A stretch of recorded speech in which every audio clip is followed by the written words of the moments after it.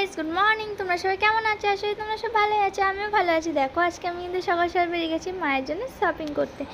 আজকে কিন্তু আমার মায়ের বার্থডে, তার জন্য কিন্তু আমি আর দিদি মিলে বেরিয়ে গেছি মায়ের জন্য ড্রেস কিনতে। মা কিন্তু জানেও না আজকে মায়ের বার্থডে।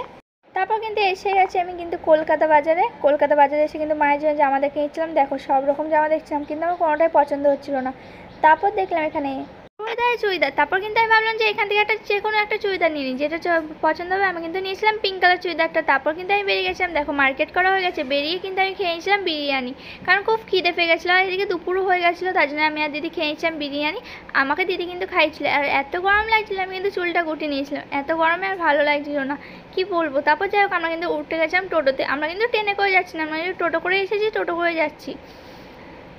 তারপর কিন্তু ঘর চলে এসেছে। আর ঘরে এসে দেখাচ্ছিলাম তোমাকে মার জন্য কী কী নিয়েছিলাম। এখানে নিয়েছিলাম চুড়িদার, আর নিয়েছিলাম প্যান্ট, ওড়না আর কানের নিয়েছিলাম। সব কিন্তু মায়ের জন্য পিঙ্ক কালার নিয়েছিলাম। আর দেখো আস্তে আস্তে কিন্তু আমাদের সন্ধে হয়ে গেছিলো। আর সন্ধেবেলা এসে বুঝতে পারছো আজকে বার্থডে, সব কিছু এখনও কিচ্ছু বলতে কিছু গুছানো হয়নি। আমি কিন্তু ঘরে এখন সব কিছু গুছাবো। তার জন্য কিন্তু প্রথমে তোমায় দেখাচ্ছিলাম মায়ের জন্য কী কী নিয়েছিলাম। আজকে কিন্তু সব কিছুই পিঙ্ক কালার নিয়েছিলাম মায়ের জন্য। তারপর দেখো এখানে কিন্তু আমি ঘরটা সাজিয়ে নেবো বেলুন দিয়ে। এখানে কিন্তু সব বেলুনগুলো আমি ফুলে নিব। আর এই বেলুনটা আনতে কত কষ্ট হয়েছে না, তো অনেক কষ্ট হয়েছে। তারপর দেখো এখানে সব বেলুনগুলো আমার ফুলানো হয়ে গেছে অলরেডি। এবার আমি কিন্তু খাটটাকে সাজিয়ে নেবো ভালো করে। যেহেতু আমাদের ঘরে টেবিল নেই, টেবিলটা আনা হয়নি, তার জন্য কিন্তু খাটেই আজকে কেক কাটবে মা। তার জন্য কিন্তু ভালো করে খাটটাকে বেলুন দিয়ে সাজিয়ে নিয়েছি। তোমাদের বলো কেমন লাগছে আমার সাজানোটা, অবশ্যই কিন্তু কমেন্ট করে জানিও। এখানে কিন্তু আমার সাজানো হয়ে গেছে। আর এবার কিন্তু মাকে বলছি মা তাড়াতাড়ি রেডি হও। মা কিন্তু অন্য ড্রেস পরে রেডি হচ্ছিলাম। আমি বললাম মা এই ড্রেসটা দিয়ে। মা কিন্তু আমি হ্যাপি বার্থডে বলছিলাম এই ড্রেসটা দিয়ে।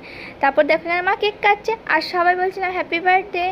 তো তোমরা কে কে উইশ করছো, ঝটপট উইশ করে দাও, আমি দেখবো কে কে উইশ করছো। আমি কিন্তু কমেন্টে রিপ্লাই করবো তোমাদেরকে। তোমরা প্লিজ কমেন্ট করো, উইশ করো তোমরা আমার মাকে, দেখবো কে কে তোমরা আমার মায়ের বার্থডে উইশ করেছো। আমার মায়ের বার্থডে ছিল 18ই মে। আমি আজকে ভিডিওটা চাচ্ছি কারণ কালকে আমি পোস্ট করতে পারিনি, একটু প্রবলেম হয়েছিল বলে, তাই জন্য পোস্ট করতে পারিনি। তাই তোমার সাথে আজকে শেয়ার করছি। তোমাদের বলবে কেমন লাগছে, আর আমার মাকে তোমাদের বলবে কেমন লাগছে। অবশ্যই কিন্তু কমেন্ট চাই, আমার কমেন্ট চাই। তোমরা বলবে আমার মাকে তোমার কেমন লাগছে, আমি সাজিয়েছি আমার মাকে। আর সব কি তো পিঙ্ক, আর কেকটাও ছিল একটাই কেক ছিল, তাও পিঙ্ক। দেখতেই পাচ্ছ আজকে পুরো পিঙ্ক করে দিয়েছি। আর মা কিন্তু প্রথমে আমাকে খাইয়ে দিয়েছিল, আর মাকে বললাম খেতে, মা খেলো না। তারপর কিন্তু দিদিকে খাইয়েছিল, আর এখানে কিন্তু ভাগ্নেকেও খাইয়েছিল। চলো ভিডিওটা এখানে শেষ করছি, পরের ভিডিও দেখা হচ্ছে। Bye bye, love you friends.